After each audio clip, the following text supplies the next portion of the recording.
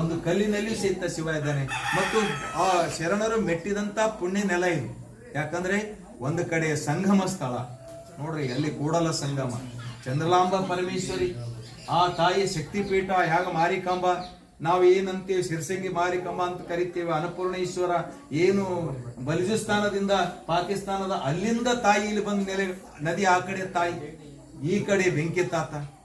ಶ್ರೀಶೈಲ ಮಲ್ಲಿಕಾರ್ಜುನ ಇಲ್ಲಿ ಹೊನಗುಂಟದಲ್ಲಿ, ಅದು ಹೊನಗುಂಟ, ಇದು ಯನಗುಂಟ. ಏನ್ ಚಂದ ಹೆಸರು ಯನಗುಂಟ ಮತ್ತು ಹೊನಗುಂಟ.